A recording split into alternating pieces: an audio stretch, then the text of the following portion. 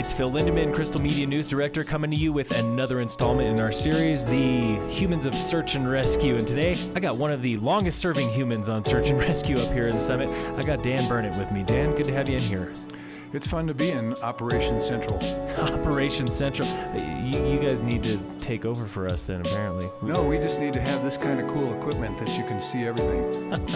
Well, you're on your way to getting that cool new equipment, aren't you? It's true. Yeah. It's true. The fundraising went well, and the new building is supposed to start happening any day now. I love it. Real quick before we jump into what we're supposed to talk about, that new facility. How cool will it be to actually have a facility that's bigger and better than a shed for you guys to be in? It's something really to look forward to be able to get into a rescue vehicle that actually starts because it's not frozen.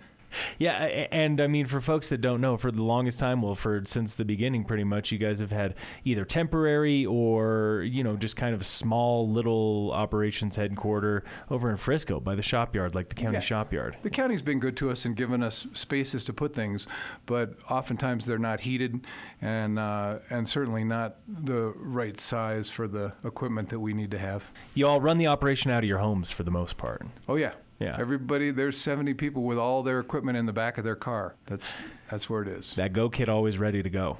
Now, Dan, you have a kind of a title of distinction there at the rescue group. Longest serving member. Yeah. When did you start? 1980. 1980. Seemed like a good idea.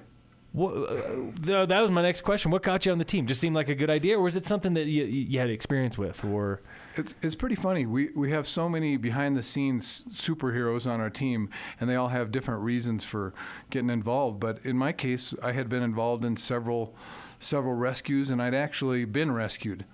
When I was in college, I fell through the ice while I was ice boating, and I actually drowned.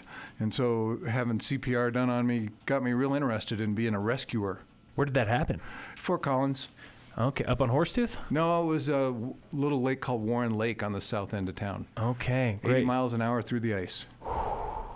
Do you remember much from that day? I remember thinking, wow, this is dumb. What a dumb way to die. Yeah. And luckily, that did not happen. Luckily there was a guy that saw me and came out with the right equipment and was able to come across the ice and pull me out and do a couple of breaths on me, and I started up again. Wild stuff. Have you had any close calls like that since then? I've been a part of a lot of other people's close calls. One of the draws to doing mountain rescue is you get to be heavily involved in other people's close calls. Now, when you started in 1980, tell me about what it was like on the rescue team back then. Was the team itself pretty brand new, or it had been around in shapes and forms since then?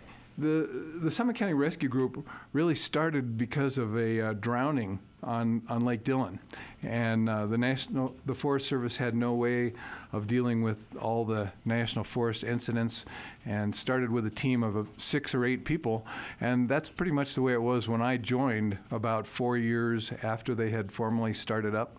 And then the thing that I remember the most from it was we did have a rescue truck that carried some of our equipment to the scene, and it had lights and sirens, but it was never fast enough to use the lights and sirens, because when we'd be going to a scene, everybody'd be passing us, so we never really got to use the lights and sirens on that vehicle. It's like I was talking to Tom Fricke this morning about snow plows. Man, you follow those CDOT snow plows, of course, it's blinding. It's so impossible to follow them, and they go 25 miles an hour.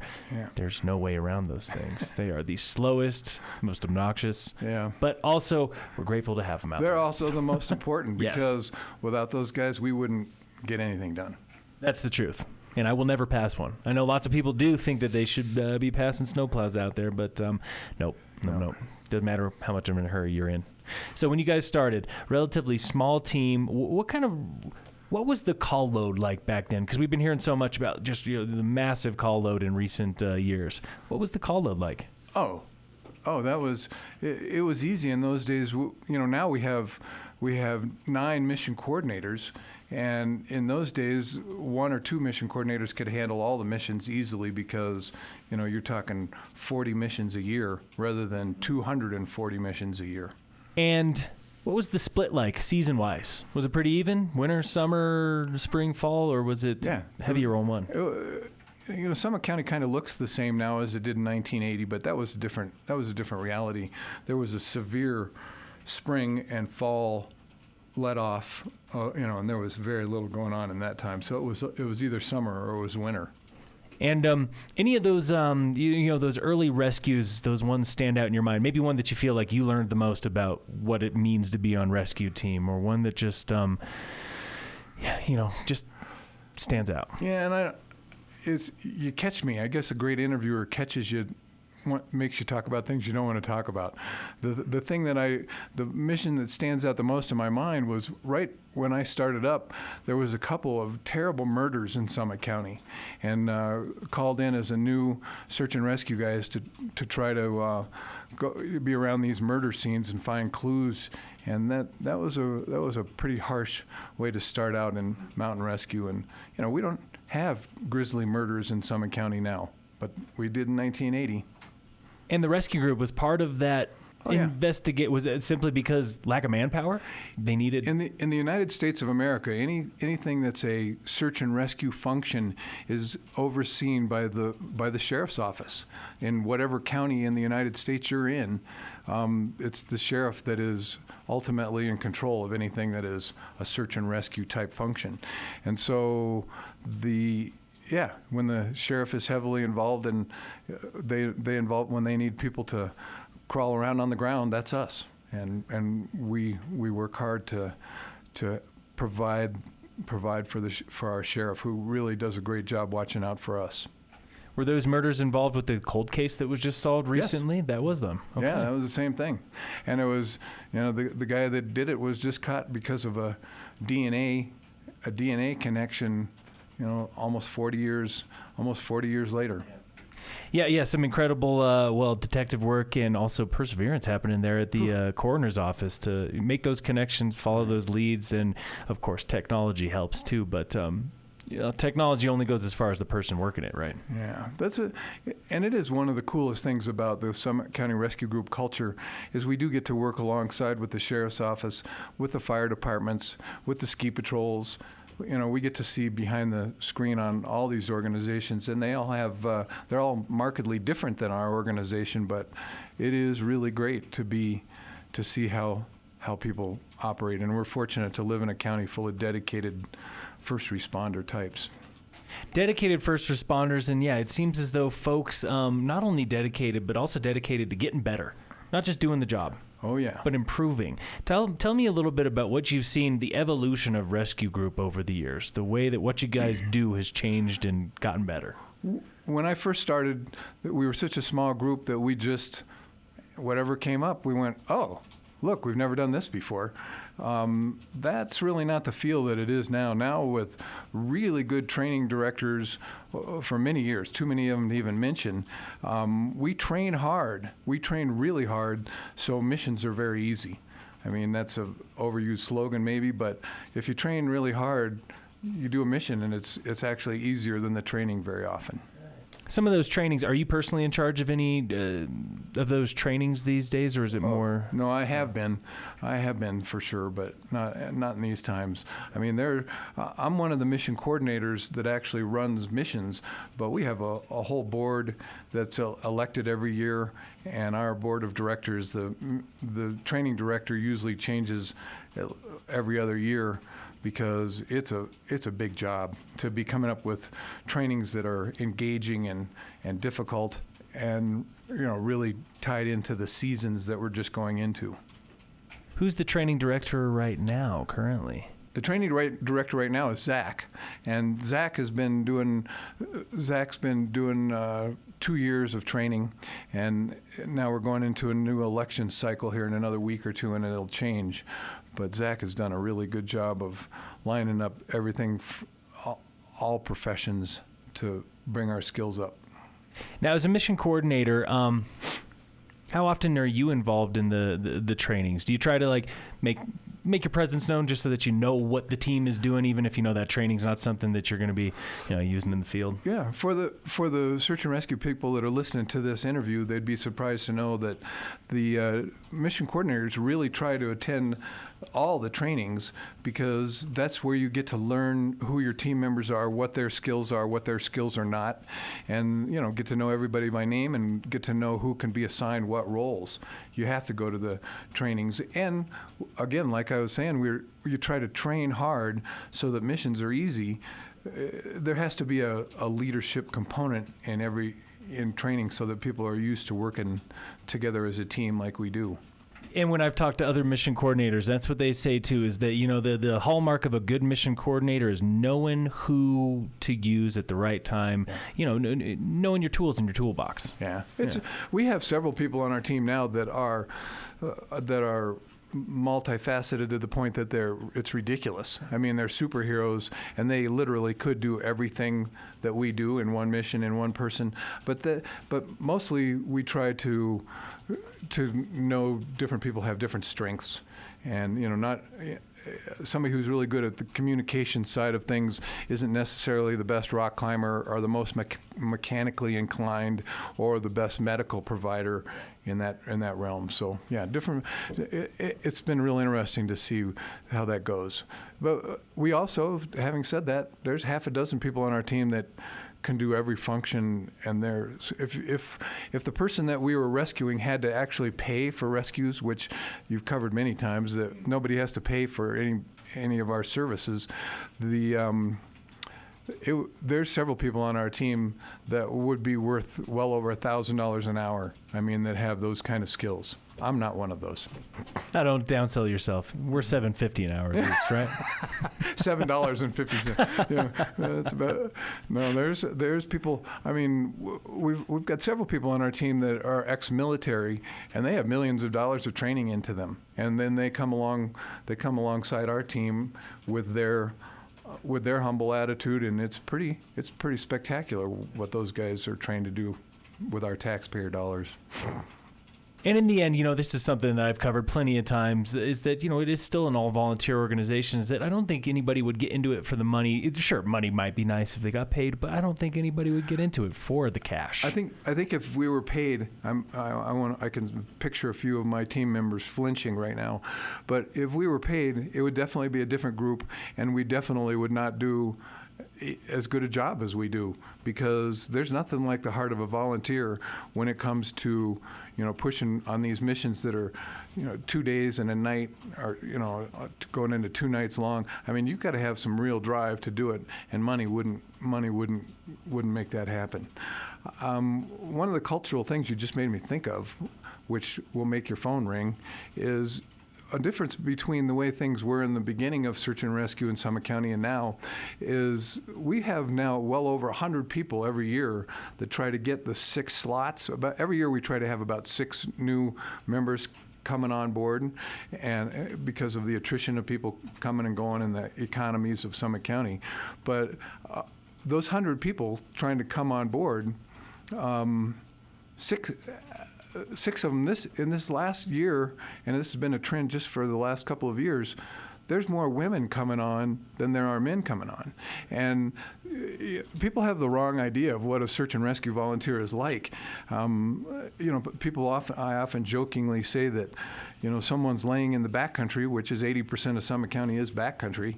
They're laying in the backcountry and they're hurt, and they think, oh, really soon, in the next minute or two, a better than average looking person will come rappelling out of a helicopter and scoop me up and take care of me. And that is not it. I mean, that is not it at all. It takes a while for all the search and rescue people to drop their jobs and race to the scene, and with their own equipment, and get geared up and get going. And people have a funny attitude of what they think rescuers would be like, and we have some of those people that are better, than average looking, that could swoop out of a helicopter, but that is very rarely the case of a rescue. It's hard on the ground work, and women are now moving into those roles faster than men are. Maybe it's because of their concerns. I don't know what it is, but it's a very interesting trend. One of the things I think is for sure is that it's only just recently that women are getting good enough jobs that they can actually afford to be a volunteer at that level, because it costs a lot. It costs a lot to get to be part of our team with the time and the equipment and the training that has to go on. So when you first joined, how many ladies were on the team back then? Oh, when I first joined, none. But after a while, there was one here and one there. I married one of them, but there was there was very few women in the 80s that had good enough jobs that they could get off their jobs, because you have to have a job that you can leave. I mean, for example, you couldn't do it because you have time when you have to be at work. And we have to have people that can break out of work and then when they come back still have a job again. Yeah, and as I've been talking to some of the newer members, people that are, 1-2 years into the role, that was one thing that they were not sure about, was like, wait, am I even going to have the time for this? And luckily they said that, for them it feels like the team is large enough that they don't feel compelled to go out on every single mission. Yeah. But I'm sure in the early days, when the team was much smaller, you had to go on. All hands on deck. Yeah, and join Summit County Search and Rescue. See Summit County by headlamp. Most of our missions are in blizzards in the middle of the night, and that's not when people are working. But do you have a good enough job that you can, call and say, I'm going to have to sleep for 2 or 3 hours before I come in? That's the thing. Yeah. Now, I wanted to go back to, like you were saying, about some of the perceptions that people who are getting rescued might have. What kind of comments have you heard over the years from people, after they've been safely evacuated from the backcountry? What kind of things do they have to say to the rescuers? It'll be interesting to see whether you put my next comments in your show or not. I like to refer to answer that question, I refer to a day walking through City Market. We all spend a lot of time walking through Safeway, walking through City Market. I remember looking down the aisles and trying to find what I was looking for, and looked down and saw, oh, there's the guy we just rescued last week. Arguably, we saved their life. When he saw me, he recognized me, he turned and went the other direction. It is very often the case that the people we rescue do not like seeing us because they're embarrassed. I mean, even though, we don't harass the people we rescue in any way. I mean, we put ourselves out to save them. But it's embarrassing to have 20, 30 people drop their jobs and come out to take care of you when you made a mistake, or even if you had an accident. It's just embarrassing to be rescued. On the other hand, walked another aisle or two along, looked down, saw a lady who saw me and she recognized me, and she came over and she said, "Are you Dan?" And I said, "Yeah." And she said, and she threw her arms around me and she just said, "Thank you so much for all that you do." Just really effusive in her. She was thrilled. And her brother had actually committed suicide, and we'd gone up and picked up his body for the family and took really careful care of him to bring him back out of the woods. I mean, it's funny because some people are very happy that we have helped them, and other people are very embarrassed that we've helped them, because our team is really a thing of beauty. I mean, when we show up, it's a thing of beauty, and people are embarrassed that they've had to push that button. It reminds me, I've never been a rescuer, never been on a rescue team, but I did work as a lifeguard for most of my, teenage years, and going into very similar. Very similar, like you said. The embarrassment factor is always pretty huge. You might have just saved somebody's child from drowning. You bring them to the side and you make sure they're okay. And what does mom usually do? Half the time, mom yells at you, or yells at the kid, or just takes them right away and goes to the locker room and disappears. The rest of the time, they can't stop telling you how happy they are that you were there, that you were paying attention, and you just want to say, "This is my job." Yeah. I wasn't going to do anything else. Your lifeguard experience is super good, because being a lifeguard compresses it all into one thing. The better part of being a lifeguard is that it was all you. I mean, it was all you, whereas mountain rescue is never really one person. It's always a team thing. And people are confused by that too, because they say, I would like to say thank you to the people that were involved with this, and I always have to tell them that's a little hard, because you're only going to see two or three of the 15 people. I mean, there's 15 people, and that makes them even more embarrassed. And so a lot of times we'll get a postcard from people saying, "Thanks for saving my life." You know, and the one I really like is when somebody's, and this has happened several times, that they say, you guys are amazing. You know, what you do and the skill that you come at it is amazing. And they say, and they buy us a 6-pack. And I that just makes me laugh. And it's a hard thing for me not to say to them, you know, I don't know really what I'm going to do with a 6-pack, which several people don't drink. Several of the rescuers don't drink beer at all, and several of the rescuers you don't even see. I mean, a 6-pack doesn't go very far among 20 people or 70 people. Yeah, we're gonna have to split it between the sippy cups for everybody. Yeah. No, well, it reminds me like Brandon Chulo. You know, I was talking to him, and he was saying that, you know, when he started doing the Swiftwater rescue, you know, there was a guy that he definitely helped out of the water, and he didn't know how the guy found him later, or found his truck, or maybe recognized it or whatever. But hey, at some point later, he came to find a 6-pack sitting on his fender with a thank you note from a guy that said, "I will never let you rescue me ever again."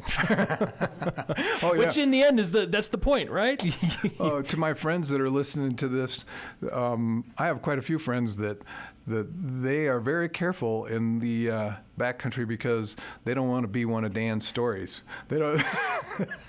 They don't want to be a story, so they're very careful to be sure not to be rescued. Yeah, that's the truth, and I'm sure that the rescuers feel, guys and ladies on the rescue team feel the same way. They don't want to get themselves in a sticky situation that they then have to call their buddy and say, "By the way, you got to come get me." Yeah, you touched on that a minute ago. It's pretty funny how our culture views heroics. We don't really have any tolerance for heroism within our group, even though our group as a whole does hundreds of heroic things. Individuals are not rewarded for being heroic. And it goes back to your life-saving experience. Remember, the first thing you learn as a lifesaver is don't jump in and swim right up to somebody because they'll drown you. I mean, they'll grab your head and drown you. In search and rescue, it's really bad form to have to be rescued as a rescuer. So the people that excel in search and rescue, they work hard to be a team that takes care of each other to make sure that we don't need to rescue any of our own members. But I'm sure if need be, they could call, and they know that, well, yeah, he might be a little embarrassed, but... Oh, yeah. Yeah. Again, that's... It's that mentality of, I better not be the one that's getting rescued, because then I'm going to owe everybody a 6-pack. Every last person on the team, I'm owing them a 6-pack. I don't want to hang on that too much, but it really is funny. People that we rescue have no concept of the value of the people that come out. I mean, on a group of 20 of us on a medium-sized rescue, there's 2 or 3 people there that literally, if you were paying them, you'd have to pay them $1,000 an hour. And there's a bunch of them that you'd have to pay several $100s an hour. A very simple couple-of-hour rescue, if you really were sitting there tabulating it and charging out, it would be tens of thousands of dollars, and then to have somebody say, "Here's a 6-pack," is pretty funny. But they don't pay. Well, but that also brings up a good point that I guess in your time, through the years of watching search and rescue, it seems as though right now search and rescue is getting a little more attention at the state level, and also maybe a little bit more funding, backing money from those federal dollars or even state dollars that didn't exist before. Has that always been the case, or is it? Oh no. Won't that be interesting to see? I mean, right now we're in the thick of it, that things are changing a little bit and money is becoming available somewhere, or so I have heard. I mean, it still doesn't change those of us that are on the ground. I mean, it's still of a rescue that there is no bill for. If there was a bill, 95% of the bill would be for the people, and the people don't charge. So it's complicated.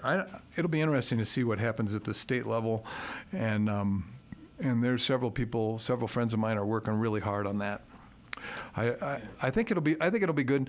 Just the simple thing of changing people's perspective to a closer reality of what it is better. Yeah. Well, and it's almost like you mentioned earlier that well, I'll ask you this.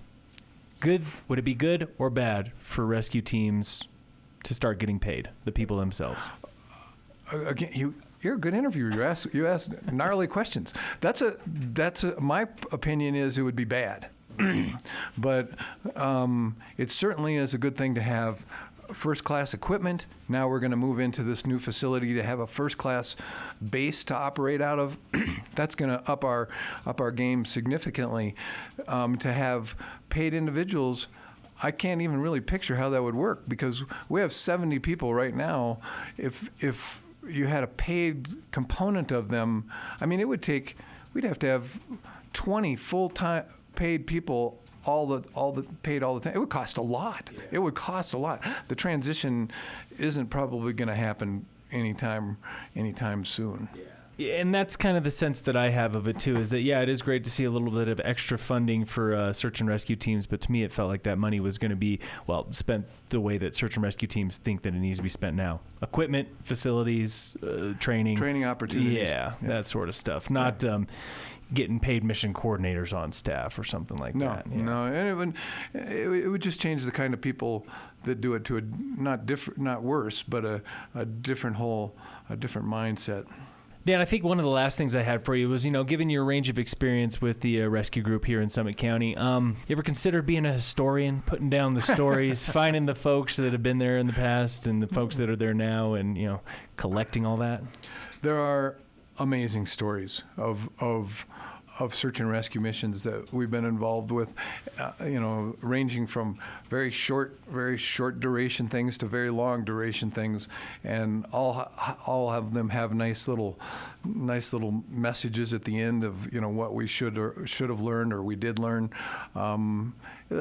The funny part of it is, when we get a bunch of search and rescue people together and we're telling stories, people want to hear stories that they were part of, and now that we have so many missions and so many volunteers working on them, our most powerful volunteers are barely make half of the missions because we have so many of them, and so it's hard to pick the stories that are really the more profound ones.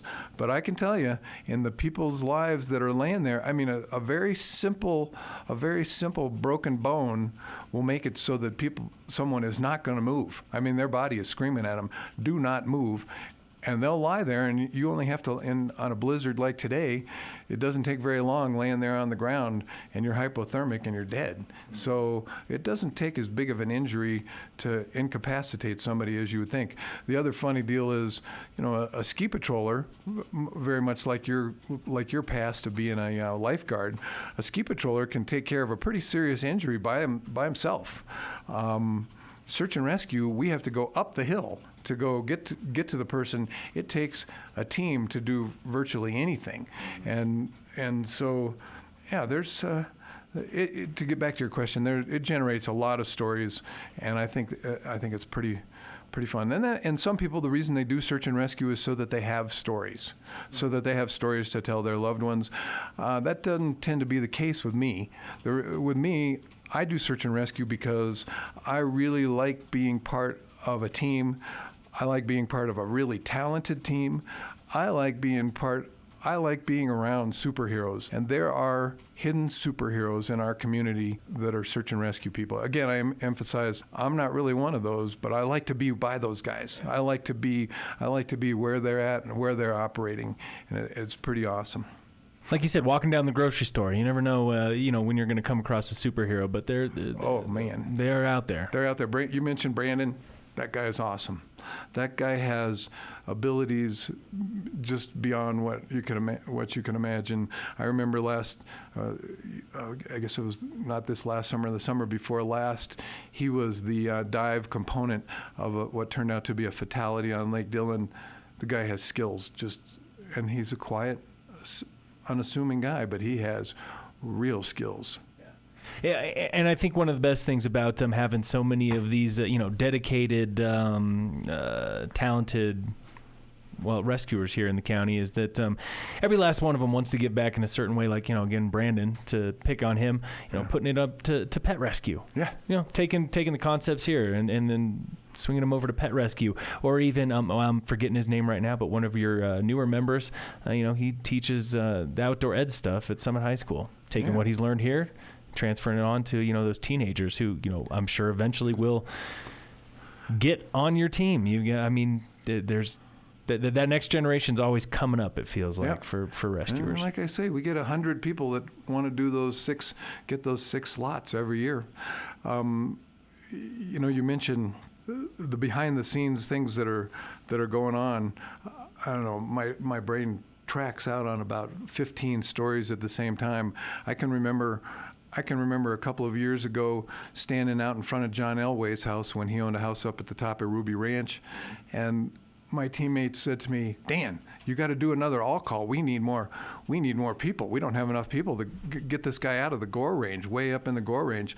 I said, "No worries." I said, "We'll just get John Elway. His house is right there. I'll go up and get him. He's a big, strong guy. He'll help us." And they're saying, "No, he won't help us."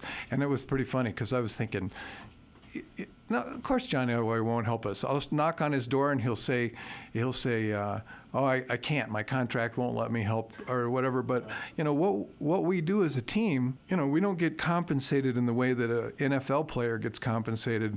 But what we do is every bit as complicated as what the NFL does. And I'll tell you what, the physicality gets to be intense on some of these longer missions. As I was walking up to John Elway's door to knock on the door, I was saying, "Please God, don't have John be home right now. This will be embarrassing." He wasn't home. I mean, we did the mission without John Elway's help, and pulled off some great communication, some great team efforts, and saved a life in the process. So I think what we do is very, very important. It's like I was saying, it's important to the people we rescue, I can tell you that. But John, if you're out there listening right now, the invite is open to come and join Summit Rescue if you can pass the test. Yeah, if you could. Yeah. I don't know. I don't know if he'd be the one of the 6 that year that got on the team or not. To the people that have tried a year or two to get on our team that didn't get chosen as those 6, please keep trying, because we just can't take that many every year, and it always bothers me that there's people that got passed over that really would do well in search and rescue. Keep trying. Well, Dan, thanks again for making time to come in and talk a little bit about the history, the background, and also, of course, where a rescue group is headed. It's exciting to see the excitement around the rescue group, and the fact that this team has definitely over the years grown from something where, like you said, 6-8 people getting called out on every single mission to 70. Now you got enough to handle. We can handle just about anything that's thrown at you. And Summit County is the big place for search and rescue. I mean, this is nationwide. We're one of the premier teams. We might be the premier team. I don't know. It depends on how you look at it. But we definitely have more avalanches here, more different types of missions than most search and rescue teams are very specialized in a certain type of thing. Summit County, not so much. We have lots of different types of problems to deal with. When you're the playground that's closest to Denver, I'm sure that's kind of how it happens. Dan, appreciate you making time to come in here. It was fun talking. Yeah, great having you here. Appreciate all the work that you all do. And tune back in. We'll have more of these coming in from Summit County Rescue Group on the Humans of Search and Rescue.